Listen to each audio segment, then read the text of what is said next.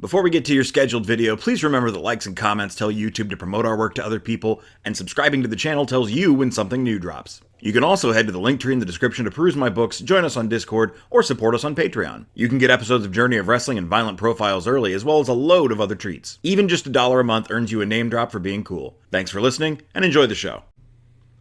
Greetings and salutations, fellow finally assembled clown birthday Legos. It is I, Eric J. Chucky, joined as always by the boy. Hey. You mouth smacked between by and the boy, and I thought you had something clever to say. Nope. Okay. Hope you enjoy the next half hour of absolutely nothing clever being said. But before we get into that, we need to talk about who's cool. That's going to be a guy from Ohio, Passion Killer 711 Harmony, Distribution to KTL, on the tip of your tongue, and Rob. Now that that's taken care of, let's talk about movies we are never going to watch. We could watch some of these movies. Some of them might get added to the list of movies that we want to, but we'll never watch. Hey, we have committed to watching one movie this year from the list. Look, the last time we did it, it went bad, okay? Well, and we just don't sit down and watch movies like that. I have been with my current girlfriend for 5.5 years. Not quite, but... and it's taken us this long to watch the Back to the Future trilogy. Yeah, pretty much. Yeah. That's about the long and short of it. This is Two Nerds Don't Go to the Movies, where we just talk about movies that we haven't seen and kind of why. We're in 1994, so a lot of that is going to be we were very little, and even though some of us had absolutely no restrictions on what they consumed media-wise or food-wise, it's, you know, some stuff doesn't appeal to you as a child. Yep, The English Patient never seemed like a mean movie. I still don't think The English Patient looks interesting. It looks really boring. I remember thinking that, and I don't have enough information to know if I was wrong. Anyway. Yeah, let's look at When the Bow Breaks. This movie probably about a bad parent. I was going to be really upset if we went to all the trouble to start recording here at 0 hour before I need to post this podcast, and Wikipedia was broken. I donated, damn it. Leave me alone. Yeah. Starring Ali Walker, Martin Sheen, Ron Perlman, and Tara Subkoff. The screenplay concerns a serial killer. I remember the ads for this just because I remember movie voice guy going, "When the bow breaks." Okay. I don't know. It might be okay. I like Martin Sheen as an actor. It has no brief summary. It's only the full plot. Well, much like back in the day when the bow breaks, you've not given me enough information to give a shit about you at all, so I won't be watching you.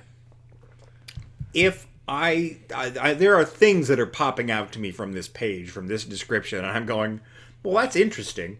If we still had cable, if that was still a reality, and this came on USA or whatever, I would watch it. God, remember when that was a thing? No. Figure that out. The Cowboy Way is a 1994 American action comedy western film directed by Greg Champion, starring Woody Harrelson and Kiefer Sutherland. Follows two championship rodeo stars and lifelong best friends Pepper Lewis and Sonny Gilstrap as they travel from New Mexico to New York City in search of their missing friend Nacho Salazar, who came to the city to pay for his daughter's trip to the U.S. from Cuba. When they discover that he's been murdered, the pair set out to find the killer. Also starring Dylan McDermott, Ernie Hudson, Luis Guzman. I bet you that's Nacho. I bet you Luis Guzman. He plays Chungo. Really? Yeah. Interesting. Travis Tritt makes a cameo appearance. No, Joaquin Martinez is Nacho Salazar. Okay. Mm-hmm. Yeah. Wow, it was poorly rated by Rotten Tomatoes, so that means it might be really good. I don't know. I'd have to watch a trailer, but I would watch this. This seems fun. Like, I'm not going to go seek it out, but I don't hate this premise. I think that movie would have been a movie that I didn't hate if it ended up showing up where I was. I There was That's the USA movie. the New Line Cinema logo popped up, but like very briefly, so it was just like in a silhouette, and I caught it out of the corner of my eye and was like, "What was that?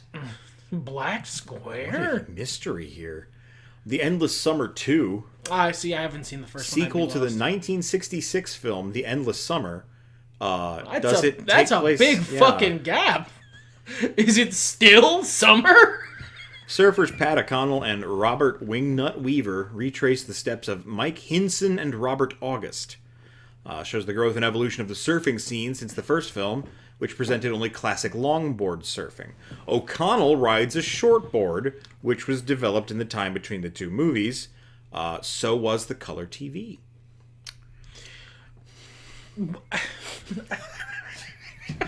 I can't think of a roast of this premise more thorough than the one you just said. I don't know that I care. I know I don't. They don't even tell me who was in it.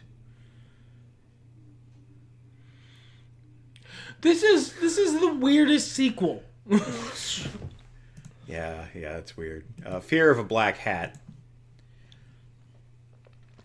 Man. It's a mockumentary. A guy saw this and became tired in the 90s. It's Spinal Tap for the hip hop scene, and I'm not going to read more about it because I can't read some of it. Goodbye. Would I have watched that? Probably not. Would my brother at the time? Yes, absolutely. He loved stuff like that. I might have seen pieces of it because of that. Renaissance Man, and I think that's how it was pronounced. Probably not. Directed by Penny Marshall. I like her stuff. Stars Danny DeVito, Gregory Hines, James Remar, and Cliff Robertson. Down on his luck, advertising executive takes the only job he can get, teaching literature to Army recruits. In Australia, the film is known under the title of Army Intelligence. It received generally negative reviews. Well, Danny DeVito's funny. This is probably fine. Who knows? Maybe it was like way ahead of its time. I don't care. I don't really like Army movies. Like, really in any sense of the word. Dog Soldiers is about the only exception.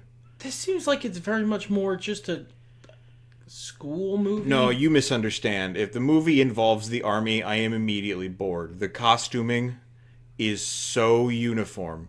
That was not meant to be a pun.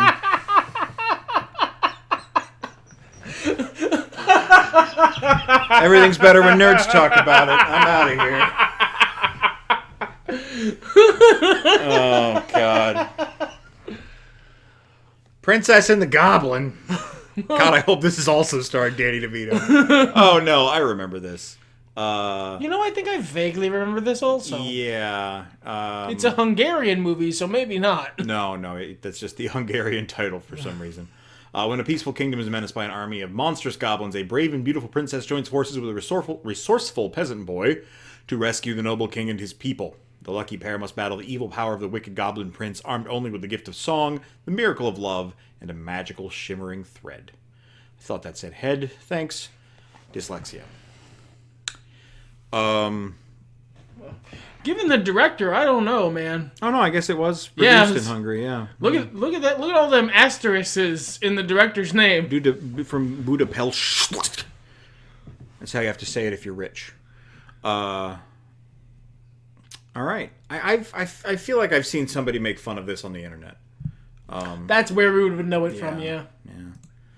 I'm not a child now. I was then, but I had taste. City Slickers 2: The Legend of Curly's Gold. I never watched City Slickers. Now, here's a fun fact.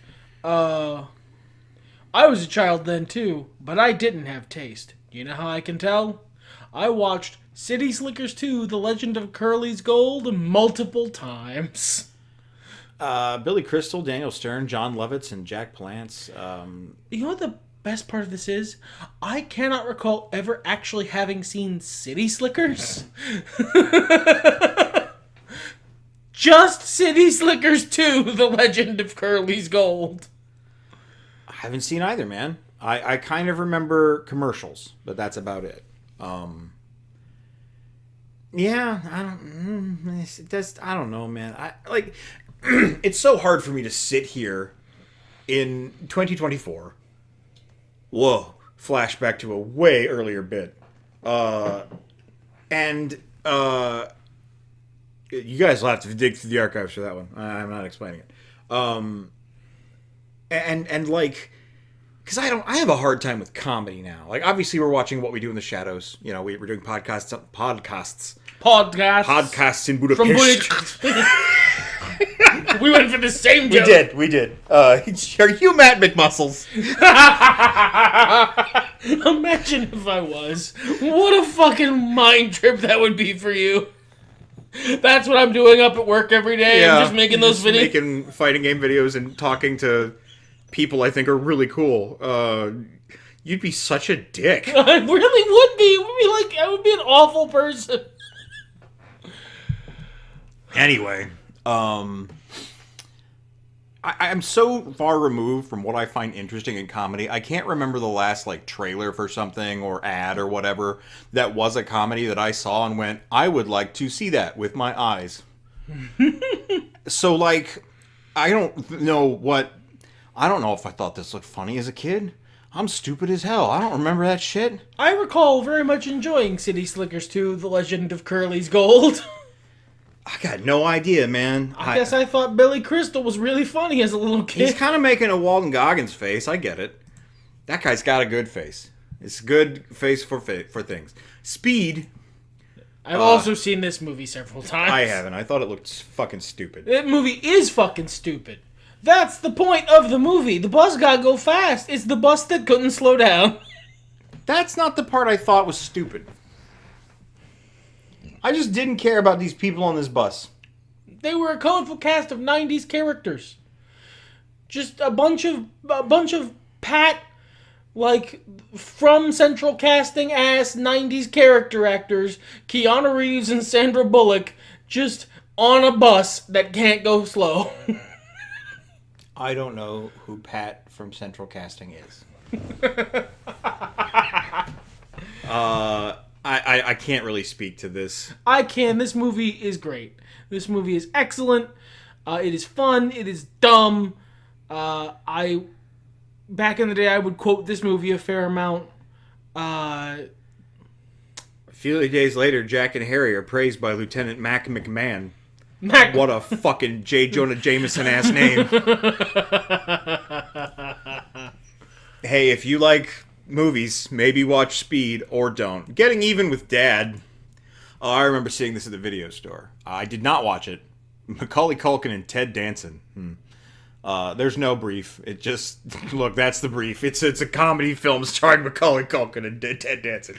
Does that sound interesting to you? I know why I didn't watch this as a kid. I was not. You hated Ted Danson? With a fiery passion for 1,000 Suns, but that's not why. It was that I was never really into the later Macaulay Culkin joints, as it were.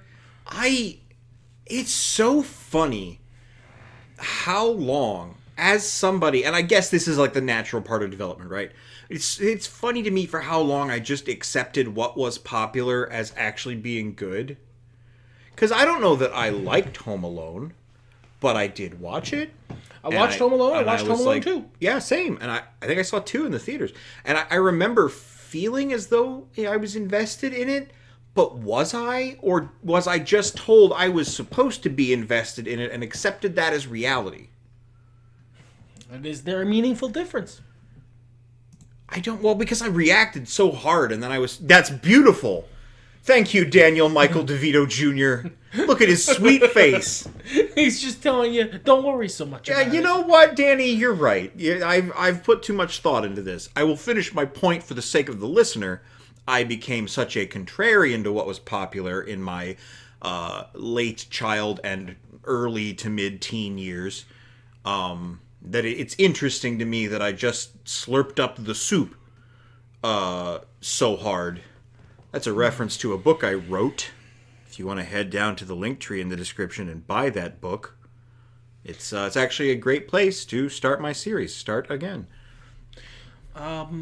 I think that whether or not you are blindly following whatever is popular or being blindly contrarian against whatever is popular, in either case, you are allowing the majority to decide what you like. I agree, and it's terrible on both sides, but it's fascinating that I did both. It's a pretty common arc for a teenager. I'm not even arguing that it's uncommon. I just think it's interesting. Unlike Wolf, a romantic horror film directed by Mike Nichols and starring Jack Nichols' son of Mike Nichols, Michelle Pfeiffer, James Spader. His mouth is just all sorts. It's all over the shop today. Listen, I've been doing research for podcasts by listening to our old podcasts. If I could summon on up 1.7 times fast speed. wish I could. Please, first of all, we sound like chipmunks. I mean, we're like normal people until one of us laughs, and then it's like Chip and Dale are here. And then when I slow it back to regular speed, it's like, hey, greetings and salutations. That's the thing. This is the Two Nerds Podcast. That's the thing about listening to things on higher speeds. When you go back to normal, you feel like you're living in molasses land. I don't remember ever talking that slow, and yet. Anyway, Ennio Morricone did the music for this film about being a werewolf in love. I don't know, it might be okay. Jack Nicholson is a werewolf. If this wasn't just a straight romance, sure, but I'm not really into that genre. It's romantic horror. So there's rape in it. Well, then no thanks. I feel like that's the most obvious. I was going to say, I don't know that that's what happens, and then the line, he cuffs someone to a radiator, popped out at me. So, let's make our assumptions and move on with our world. The Leon Kang. I don't think I saw this one. That's unfortunate. Your life is more poor thereby. Kimba the White Lion is a great movie. Kimba the White Lion's a way different movie. I know everybody's like, no, it's not. Did I say that just so I could get him to do that little rant? Yes. Not a part of your system, man. I saw The Lion King as a kid. This was actually very formative for me, not in the way you'd expect, except maybe you do because of what I've said earlier in this podcast. The Lion King was the movie for me when I crossed the Meridian. First time I saw it, I loved it. Loved it. Timon and Pumbaa were like my favorite characters. I thought it was so much fun. And then the second time I saw it, I loved it. It was great. I saw it, I think, in the theater again, and that was really cool. The third time I saw it was on home video, and I went, I hate this. This is the dumbest thing I've ever watched. And that was the point where I hit that adolescent age of this isn't cool anymore. Well, it's really interesting to have that time stamp. Yeah. I would have been 9 at the time.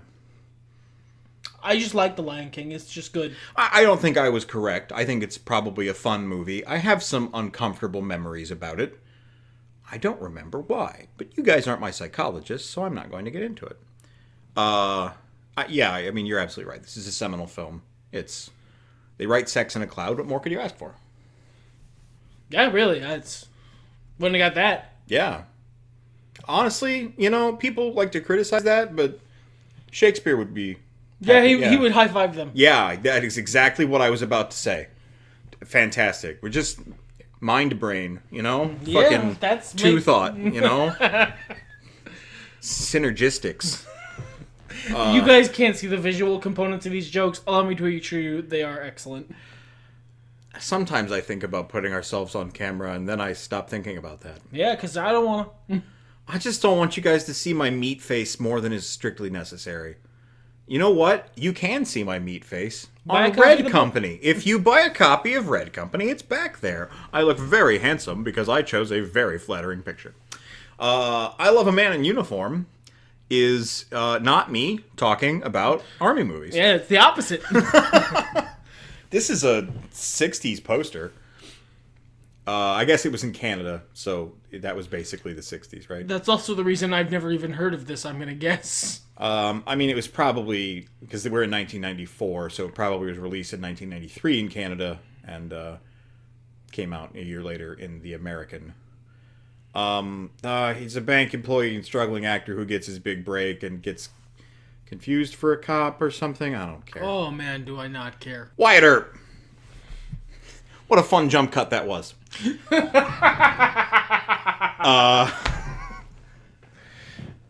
This is an epic biographical Western drama. I want to say about a cowboy. I gotta ask if this bit, your new bit of misunderstanding the premise of the movie. It's not a new bit. No, it's not. This stupid bit has been going on the whole. Look, okay, okay. Blind Justice sounds dumb. I Love Trouble sounds dumb. Little Big League sounds dumb. Baby's Day Out got a baby in it. Fuck that. Stop. I got a vamp, man. Yeah, it's about Wyatt Earp. He's a very famous cowboy. It's about his life. It's got Kevin Costner in it. I was gonna compliment the bit. Why'd you go on like a... Oh, it's a stupid bit. I don't. I'm saving you from your behavior. It's a bad bit. It's got Jim Caviezel. Jesus is in this movie. Good for him. Good for Jesus. I remember when he showed up in the Wild West. I think I have other movies that are westerns that have Wyatt Earp in them that I like a lot more. I don't think I need another one. I wasn't really interested in westerns when I was a youngin'. Oh, me neither. I've just seen a bunch. And I wasn't around people who were... Like, everybody who is interested in westerns in my life developed that interest way later in life. Myself included. So, it just hasn't been one I've gotten around to. I don't know. And it seems pretty serious. It's got Mark Harmon. Yeah, okay. That's the guy from NCIS. I thought it was a different Mark Harmon, but... Nope, that's NCIS. That's him. We're going to close the close button there. You won't get that joke unless you think about it real hard. Now, Blind Justice. I may have actually seen this. It's got Jack Black in it. Armand Assante, Elizabeth Shue, Adam Baldwin. I don't know about Baldwins in westerns. It doesn't sound like it ends well. Traditionally, it ends fine. Oh, okay. Shoots people George is an outlier, and Adam should not be counted. Yeah, he's a blind gunman. On his way to a town where a family is supposed to adopt a baby that he has sworn to protect, he passes through a border town where U.S. cavalry officers assigned to deliver a shipment of silver are under attack from bandits. With some reluctance, he steps in to help the soldiers. I literally may have watched this. This is exactly the tier of Western that I saw a lot of. It's HBO original, so I don't know why I didn't have HBO. I'll tell you that much.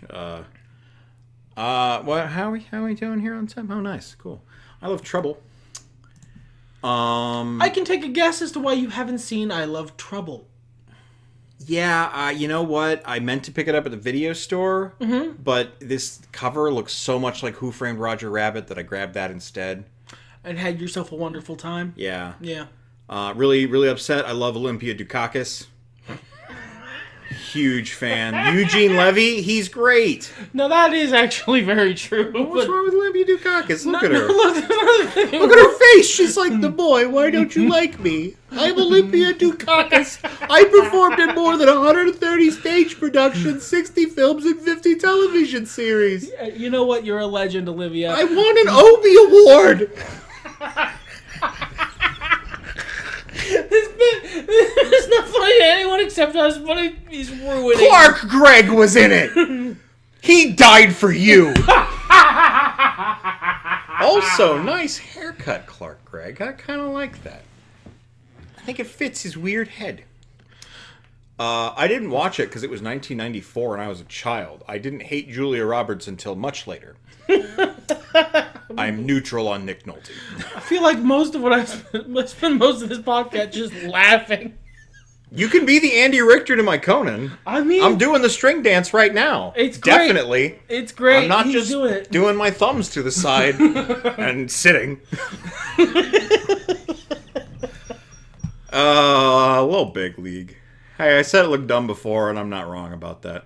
It's about a 12-year-old boy suddenly becomes the owner and manager of the Minnesota Twins baseball team. Please understand, I would love it if this film opened with a guy opening a door on this child in his bedroom, like an overweight coach with a baseball hat on. He's like, hey kid, suddenly you're the owner and manager of the Minnesota Twins. If memory serves, it doesn't take much longer than that, no. And the kid is like, what? Why? And he's like, I don't know. I think I have seen this. I remember seeing this as a child and being mildly entertained by it. Oh wow! I mean, it's that kind of movie, right? It's a kids movie, about baseball.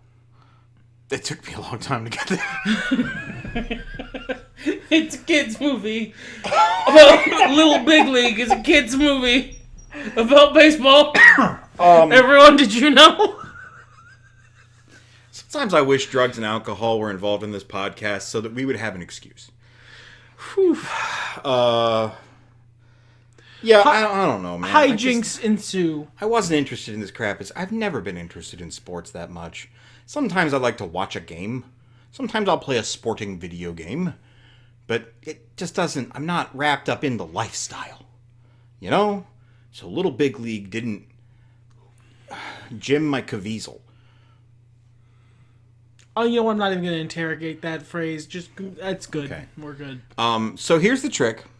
Yeah, we got like 4 minutes. 4 minutes, and what came out in July? Man, a lot. Too much. Oh no, there's too much stuff we actually got to talk about too. So should there be something we go back to that June sucked. Yeah, you know what? This is a great time to talk about, like, once again, that... Yeah, oh yeah, okay, the topic of this podcast. There's too many fucking superhero movies. They're ruining movies. I'm sorry that you don't get more Princess and the Goblin anymore. Fear of a Black Hat. The Endless Summer 2, a sequel to a movie from 40 fucking years ago. 30, whatever. It was 30 years before this. It was a 30-year gap, and then now it's been... The original one is from... 60 years ago. Yeah. I'm not saying these movies aren't good. But like some of them, that is to say. It's not like before there were a bunch of superhero movies, we were exactly drowning in revolutionary cinema. Well, and as we have proven with our more modern version of this list, we just have more movies now. Because, man, we did not struggle to... All of these movies would be still released today. And also superhero movies are on top of that. Yeah. That's the rule. That's how it goes. That was only a minute and a half. God, this is so hard. Listen, this is our least popular series. By like a lot. There's one person still listening. Hey. So we just didn't... I had a rough week, man. And I didn't have time to do a bunch of homework. We have other podcasts. We got real good podcasts in the pipeline. But like... It just didn't happen. We want to do a podcast every week, and we've generally kept up with that for 10 years. During my research, actually, I came across a video where we were laughing because we just forgot to do a podcast. We forgot we had a podcast. That was the way we phrased it, and it was just you and I opened the podcast going, hey, hello, long time no see. And then the next week we were laughing again because we almost forgot again. we generally have kept up for 10 years, and sometimes you just need a good solid premise that'll get you through half an hour without breaking the bank on your ability to vamp. And June of 1994. Maybe this is my fault for not liking Speed. So you know what? Let's end this on topic. Why don't you tell me about your experience with The Lion King? I watched it a bunch, obviously. Even as a child, I did not like Simba's songs all that much.